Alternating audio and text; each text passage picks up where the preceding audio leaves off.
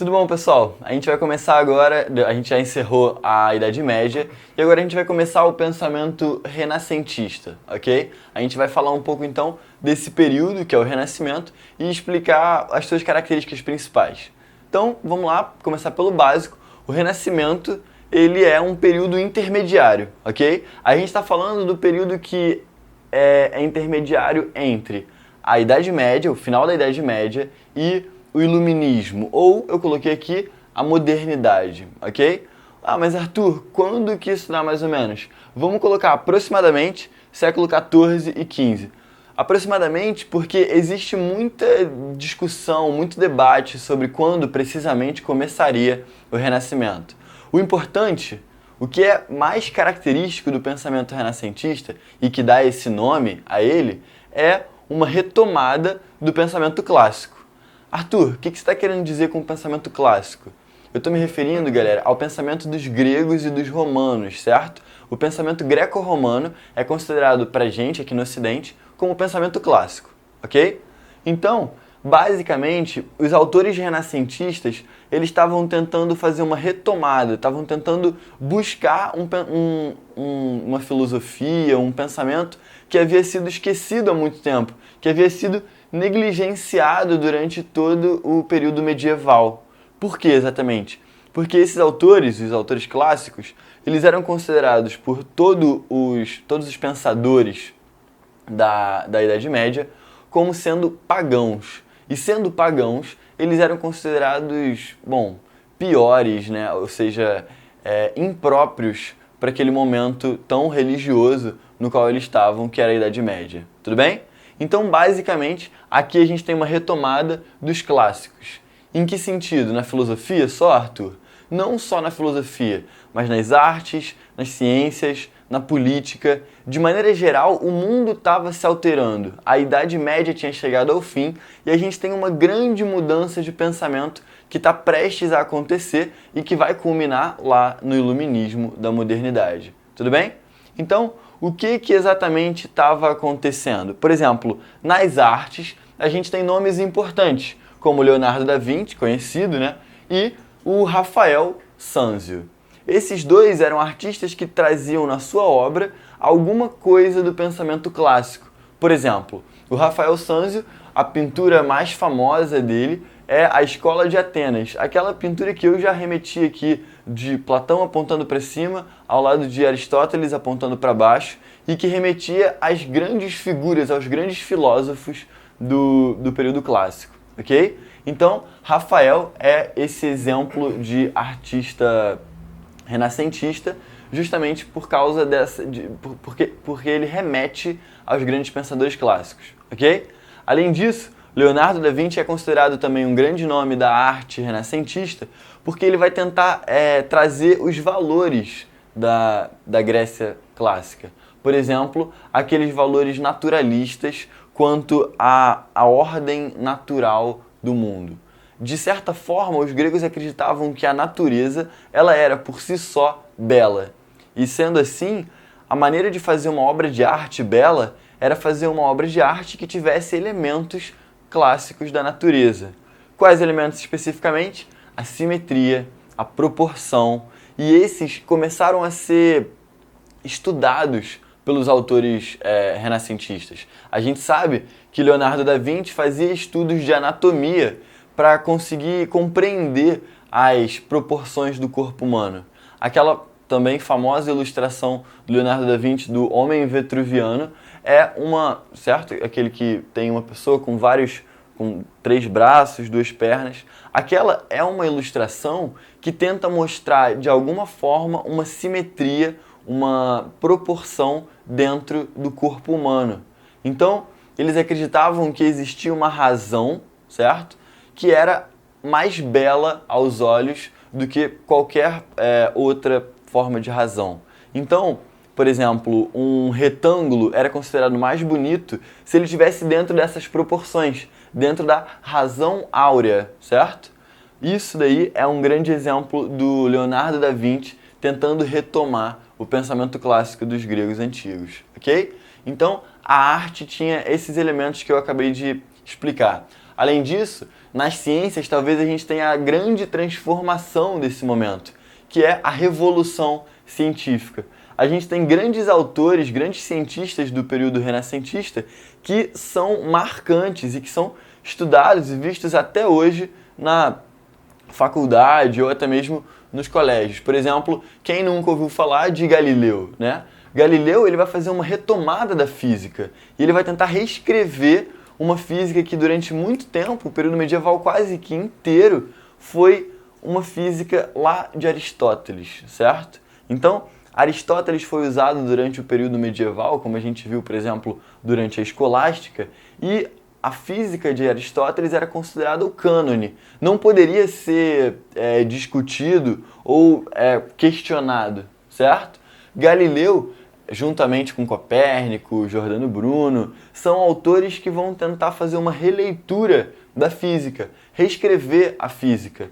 E, portanto, Aristóteles só vai deixar de valer enquanto a grande autoridade dentro da física por volta do Renascimento, ok? Então a gente tem Galileu, Giordano Bruno e Copérnico é um nome importantíssimo também, porque ele vai propor a teoria do heliocentrismo. Hélio, que vem do grego sol, significa que o Sol ocupa o centro do nosso sistema, ao contrário do que se pensava na época, porque acreditava-se que a Terra era o centro do universo e o Sol e as estrelas giravam em torno da gente. Um pensamento bem egocêntrico, certo? Então, Copérnico é o primeiro a quebrar essas nossas expectativas de sermos seres tão especiais no universo, ok? Ele diz que nós somos apenas mais um astro em meio a tantos outros e as coisas não giram em volta da gente. Pelo contrário, nós estamos girando em torno do Sol, ok? Então, esse é Copérnico e, de maneira geral, a revolução científica se inclui aí. De modo geral, temos uma mudança de pensamento teocêntrico, típico da Idade Média, para um pensamento antropocêntrico. O que eu quero dizer com teocêntrico e antropocêntrico, pessoal? Eu quero dizer que durante a Idade Média, Deus, a ideia de Deus, ela era primordial na explicação de tudo, desde as ciências até na política, certo? Se você parar para pensar, era Deus que permitia o conhecimento, como a gente viu nas aulas passadas sobre Santo Agostinho e São Tomás de Aquino, e Deus também organizava a política na época das monarquias medievais. Afinal de contas, por que um rei era rei durante a Idade Média? Porque ele teria sido um enviado de Deus. Ou seja, o teocentrismo está presente não só no conhecimento, mas também na política desse período. O que acontece? Acontece uma transformação. A gente vai tirando Deus, né? Theo, do grego, Deus, do centro da sociedade e vai colocando o anthropos. O que é anthropos em grego? Homem. Ou seja, o ser humano passa a justificar o seu conhecimento sem precisar da verdade revelada. É a época dos cientistas, afinal de contas. A razão humana é capaz de compreender o mundo, ok? E na política, o homem também passa a ser visto como a única justificativa necessária para o governo. Ele não precisa ser enviado por Deus ou o melhor dos homens na Terra, mas ele só precisa ser alguém que saiba fazer política, que tenha as características necessárias para ser um bom governante. Ou seja, usar a sua racionalidade, conseguir encontrar os objetivos desejados. E dessa maneira, o homem passa a ocupar o centro da sociedade, tanto na política quanto no conhecimento. Por último, a gente tem que explicar que esse é um período de transição em vários sentidos. Por exemplo, existe uma transição do feudalismo, né, durante a Idade Média, para o capitalismo, que vai ser típico da modernidade. Essa transição aí, do feudalismo para o capitalismo, ela está aliada a essa transição do teocentrismo para o antropocentrismo. Porque basicamente a gente vê perdendo aí, perdendo força as classes relacionadas à igreja, por exemplo, o clero durante o regime feudal, que era muito forte, e o que começa a se consolidar? Qual classe começa a se consolidar no capitalismo? A burguesia. Os pesquisadores, os grandes intelectuais do Renascimento, eles são os primeiros intelectuais a serem leigos, ou seja, a não estarem aliados e completamente destinados à teologia e à religião, certo? Aqui, então, a gente tem os primeiros intelectuais que não têm nenhuma conexão com a doutrina católica, que não se formaram em uma instituição como a igreja e que muitas vezes eles são autodidatas, certo? E que, portanto, representam uma separação, uma transição do modo de saber típico do feudalismo, portanto, tradicional, para um modo de saber mais voltado ao antropocentrismo e ao período moderno, que seria um modo de saber mais crítico, certo? Voltado para a ciência, onde você pode sim questionar sobre as bases do conhecimento, diferente do pensamento dogmático, típico lá do regime feudal e do pensamento teocêntrico. Tudo bem, pessoal? Então, esse foi um resumo do que é o Renascimento. Eu tentei explicar para vocês qual é o período em que ele acontece e quais são as suas características principais. Além de citar aqui só alguns, vale a pena vocês pesquisarem mais desses autores que foram os principais autores do Renascimento. Bom, pessoal, espero que tenha sido claro ou ao menos divertido e até a próxima. Tudo bom, pessoal? Hoje a gente vai começar um novo período da história da filosofia e a gente vai falar sobre o Renascimento. Se vocês se lembram bem, na aula passada a gente fechou o último autor da filosofia medieval, que era o São Tomás de Aquino, certo? Dentro da escolástica. A gente está falando então justamente do momento em que a escolástica ela começa a perder a sua força e a gente vê aos poucos se formando um movimento que vai dar origem a mais tarde o Iluminismo, certo? Então, galera, o Renascimento é esse período que está entre a Idade Média e o Iluminismo, beleza? Mais precisamente nos séculos XV e XVI, e alguns autores consideram também o século XVII, beleza? Então a gente vai considerar aqui esses 3 séculos fazendo parte do Renascimento. Bom, mas o que é exatamente Renascimento? O que é isso que está renascendo nesse período? O Renascimento ele também é chamado de Renascença. E o que está renascendo aí é a cultura greco-romana, a cultura clássica, ok? Dentro das artes, por exemplo, esse movimento vai ser conhecido como classicismo, onde a gente vai tentar resgatar os autores como Homero, os gregos, a tragédia grega, certo? A comédia romana. Então, de certa maneira, a gente está retomando valores greco-romanos nesse período conhecido como Renascimento, certo? Bom, mas Arthur, esses valores eles já não estavam presentes na Idade Média? Quando a gente pensava, por exemplo, em São Tomás de Aquino falando de Aristóteles e Santo Agostinho falando de Platão? Sim, mas muito menos. Por quê? Porque esses 2 autores, o Tomás de Aquino e o Santo Agostinho, eles vão se utilizar dos autores greco-romanos, mas eles vão fazer uma maquiagem cristã na teoria deles. Eles vão, de algum modo, cristianizar esses autores. E por isso, os valores, de fato, greco-romanos eram deixados de lado para tentar revelar algo mais cristão na teoria desses gregos. Tudo bem? Então, aqui, a gente está falando da retomada de valores clássicos, que são a retomada, por exemplo, de uma investigação empírica, no caso de Aristóteles, algo que tinha sido deixado de lado enquanto o conhecimento era exclusivamente tradicional, certo? Então, as pessoas não buscavam bases empíricas para o conhecimento, enquanto eles acreditavam simplesmente na tradição que havia sido passada, ok? Então, essas são as mudanças quanto aos valores greco-romanos que estão acontecendo aqui. A gente vê isso não só nas artes, mas também na ciência e, de maneira geral, todo o pensamento renascentista tem algo de grego em si mesmo, beleza? Bom, além disso, a gente vê a formação do pensamento conhecido como humanista. O que é exatamente o pensamento humanista?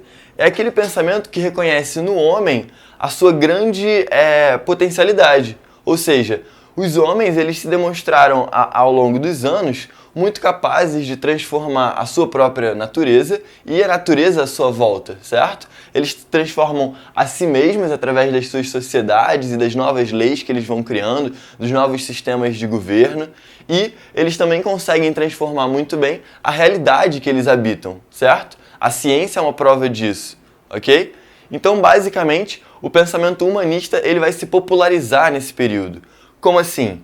Com autores que não vão se profissionalizar em uma única especialidade, certo? Eles não vão se tornar especialistas de uma única ciência. Você pode reparar que todos os mais famosos autores renascentistas, eles vão buscar justamente um conhecimento amplo nas ciências humanas. Então, Leonardo da Vinci ele não era só um pintor, mas ele era inventor, ele fez novas técnicas de pintura, certo? Então, o desenho também, ele faz estudos de anatomia. O Leonardo da Vinci ele tem uma ampla maneira de conhecer, certo? E é a partir daí que a gente pode chamar esses autores de humanistas, porque eles vão tentar buscar no ser humano aquilo que pode ser elevado dentro dele, certo? As suas potencialidades. Então, de maneira geral, a gente tem aí o pensamento humanista, que coloca o ser humano no centro, certo? E aos poucos a gente vai deixando de lado aquela ideia de Deus no centro, que era típica da Idade Média. Arthur, você está o tempo todo comparando a Idade Média e o Renascimento. Será que você pode colocar isso mais claramente? Beleza. Eu fiz aqui um quadrinho apontando características opostas entre, de um lado, a Idade Média e do outro, o Renascimento, ok? Vamos começar por esse que talvez seja a característica mais principal dentro dessa transição. Qual é a característica principal? O teocentrismo medieval está dando lugar ao antropocentrismo, tudo bem? Eu sei que vocês sabem grego, então teocentrismo, teo vem do grego Deus, certo? Deus ocupa o centro do pensamento. O centro do pensamento no que tange ao conhecimento, então o conhecimento só é possível por meio de Deus, certo? No que tange a política só é permitida àqueles que de algum modo são vinculados a Deus, certo? Então, de maneira geral, o teocentrismo, ele coloca Deus no centro de todo o pensamento, não só político, artístico também, o conhecimento, né, o epistemológico. Então, basicamente, Deus é o centro de todo o pensamento medieval. Enquanto que no Renascimento, a gente está trocando Deus por anthropos, que em grego significa homem, certo? Ou ser humano. Então, basicamente, aqui no Renascimento, o ser humano começa a ocupar o centro do pensamento. Como assim, Arthur? A gente vai ver autores, por exemplo, na política, como Maquiavel, que vão dizer que um governante não precisa ser enviado por Deus, mas que as suas próprias características já são suficientes para governar. Então, se você é um homem racional e que aprende com os seus erros, você tem as capacidades necessárias para governar, certo? Então, a política começa a colocar as capacidades humanas no centro do seu pensamento. A ciência, por exemplo, a gente vai falar ainda na próxima aula sobre a Revolução Científica, né? Na Revolução Científica a gente vai perceber que o homem é aquele que é capaz de buscar o conhecimento e não mais ele está atrelado à revelação, né? A palavra revelada, ok? Então, o homem ele também é colocado no centro, por exemplo, do pensamento artístico, a partir do momento que a gente passa a observar no ser humano algo de natural e, portanto, já que o homem faz parte da natureza, ele também tem algo de perfeito, assim como a natureza e a sua ordem são perfeitos, certo? Então, basicamente, de modo geral, a gente pode colocar que a característica principal é a transição do teocentrismo para o antropocentrismo, beleza? Os intelectuais, durante a Idade Média, todos eles estavam relacionados à religião. Por quê? Porque a escolástica, o último período que a gente estudou, era justamente o período em que as instituições universitárias começaram a surgir, sendo bancadas, sendo formadas pela Igreja Católica. Então, qualquer intelectual na Idade Média era necessariamente um religioso. Ele teria aprendido necessariamente da Igreja aquilo que ele sabia, certo?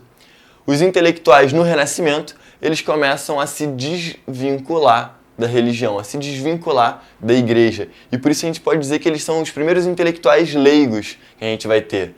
Muitos desses intelectuais vão ser, por exemplo, autodidatas, vão ser pessoas que buscam eles mesmos o conhecimento e que não vão para uma instituição já dominada pela igreja para adquirir o seu conhecimento.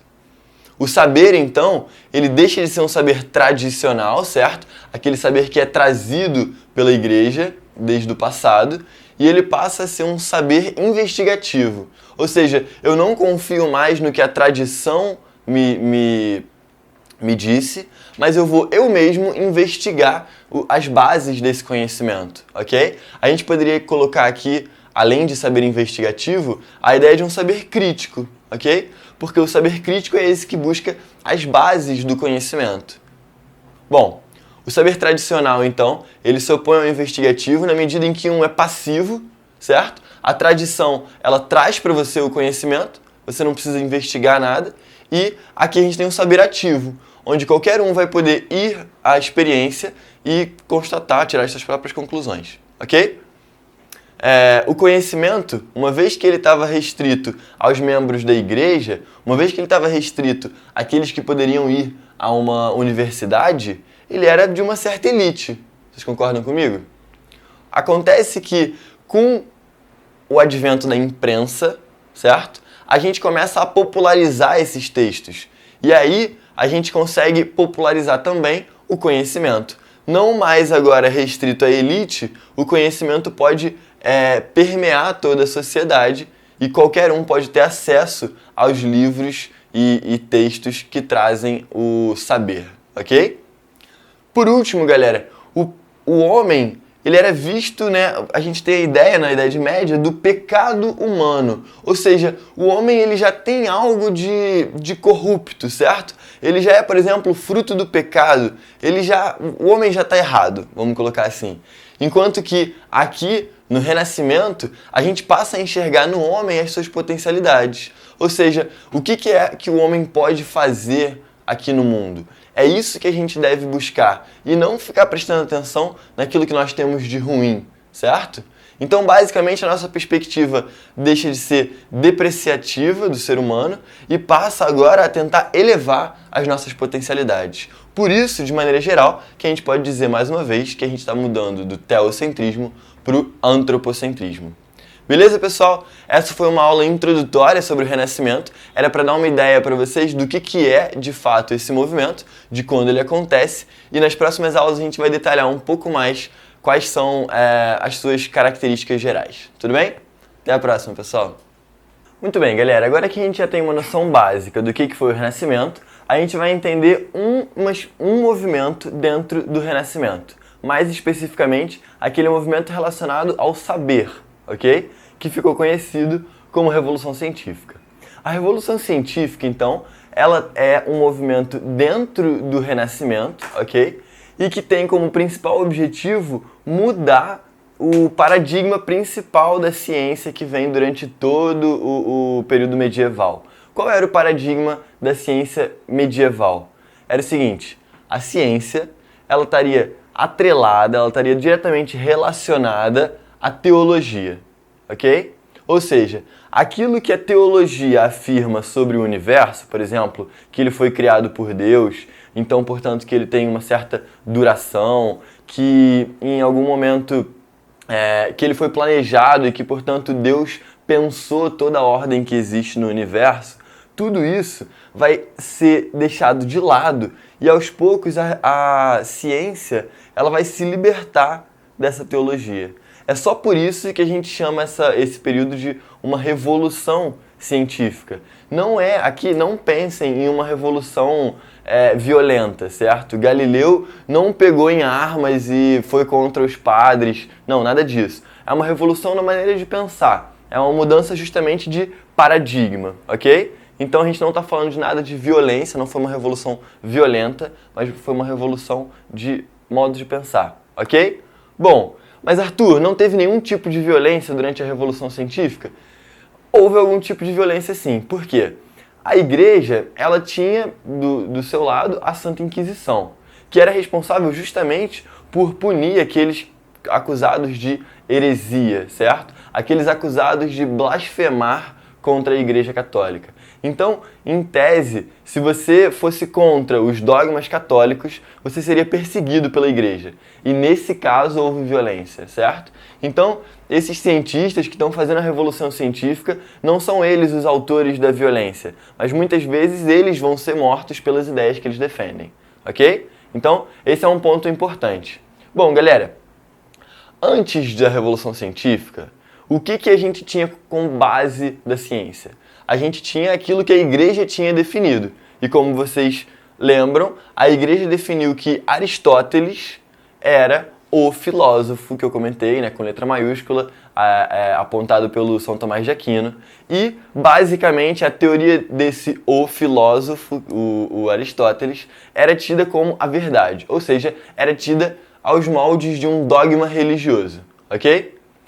Qual era exatamente essa teoria do Aristóteles? Era uma teoria que hoje em dia é demasiadamente simples, porque ele vai utilizar 4 elementos, fogo, água, terra e ar, não necessariamente nessa ordem, e ele vai dizer que esses 4 elementos têm um lugar natural no universo. Então, por exemplo, os elementos mais graves ficariam embaixo, a terra, depois a água, depois o ar, e só por cima, e só por último, o fogo.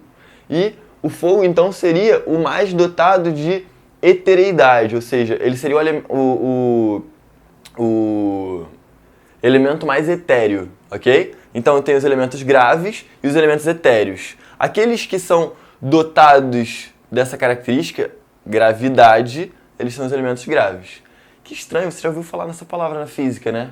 A palavra gravidade, então, vem desse conceito aristotélico, que é muito, muito, muito antigo, de que os elementos têm lugares naturais no mundo e que os lugares dos elementos graves são próximos do centro da Terra. Então, é daí que vem esse conceito. E, durante muito tempo, a física aristotélica não teve nenhum tipo de oposição. Por quê? Por conta dessa defesa feita pela Igreja que eu comentei agora antes, certo? Então, basicamente, a gente teve que a gente teve que deixar de lado a física aristotélica, que foi a física que mais foi utilizada na nossa história. O que é estranho, não porque ela era uma boa física, entende? Ela não foi mantida porque Aristóteles acertou em quase tudo que ele falou. Não, na verdade, hoje em dia a gente quase não usa mais a física aristotélica. Então, ela só perdurou durante tanto tempo por causa dessa proteção da Igreja que via ela como um dogma, ok? Além disso, por que o Aristóteles concordava tanto com a Igreja? Por que ele foi adotado pela Igreja? Porque ele concordava com ela em diversos momentos. Por exemplo, o Aristóteles acredita que o universo, né, o cosmos na visão grega, o cosmos ele seria incorruptível. Então ele não poderia se tornar menor ou maior, entende? O Sol, por exemplo. O Sol, para Aristóteles e para todos os medievais, ele não alteraria o seu tamanho. Ele nunca, jamais apagaria. Ele seria incorruptível, ok? E além disso, ele seria eterno, ele duraria para sempre. Ele teria durado desde o início dos tempos até o final dos tempos. E é por conta desses fatores que Aristóteles vai ser aceito, em grande parte, pela religião católica, ok? O esforço desses autores, então, é por deixar de lado Aristóteles e buscar uma raiz mais empírica, ou seja, uma base experimental para a ciência. Quem começa a fazer isso é o nosso amigo Galileu Galilei.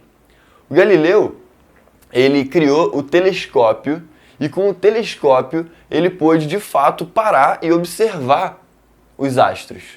Com essas observações que ele fez, ele constatou que diversas das afirmações de Aristóteles eram, na verdade, enganosas e, portanto, não poderiam ser afirmadas pelo conhecimento científico.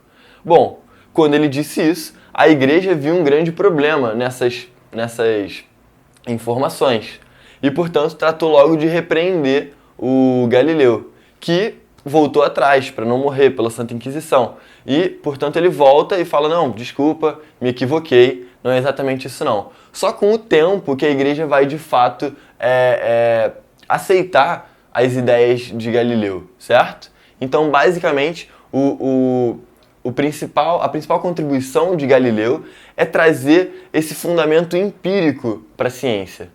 Porque a ciência antes ela se fundamentava simplesmente na autoridade de grandes filósofos, como por exemplo era o Aristóteles, né? Como a física aristotélica, ok? Então basicamente o Aristóteles mesmo já tinha dito que você não pode confiar em alguém só porque ele é tradicionalmente o dono do conhecimento, mas você deve buscar as bases empíricas. A experiência, ela prevalece sobre a autoridade de qualquer um, certo? Então, é isso que está sendo alterado aqui na Revolução Científica, principalmente por parte do Galileu, ok? Bom, galera, nesse período também, diversos matemáticos gregos vão ser retomados na tentativa de quantificar os dados científicos.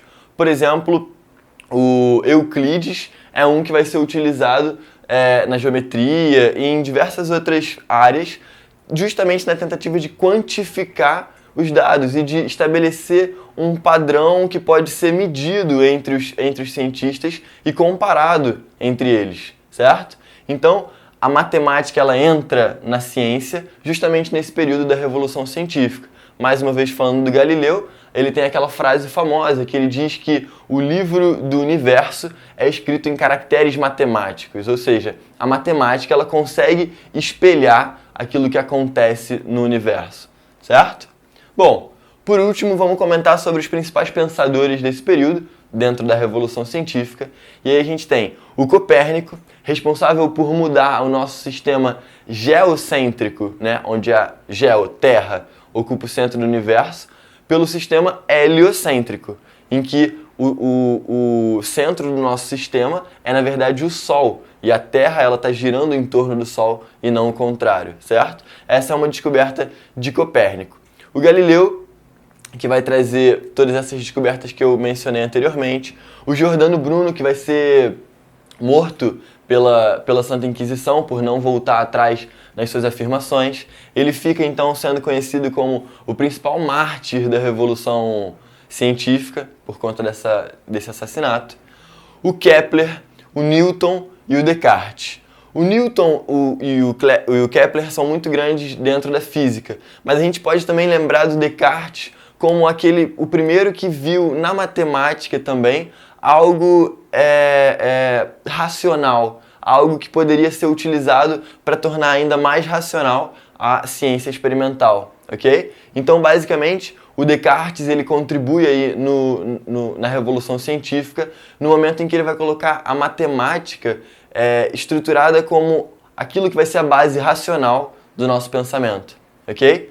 Todos esses autores eles são o início da ciência, da ciência que a gente conhece, mas até hoje eles são utilizados, certo? Por exemplo, o Descartes, ele vai ser utilizado ele vai ser o criador da geometria analítica, por exemplo. E diversos outros autores, o Newton, se não me engano, inventa o cálculo. Você acabou de falar um palavrão pra galera. Falei analítica, o pessoal acha que é o demônio. Pois é, esses caras aqui, eles não estavam de brincadeira. Eles realmente foram a fundo nessa ciência que eles começaram a trabalhar aqui.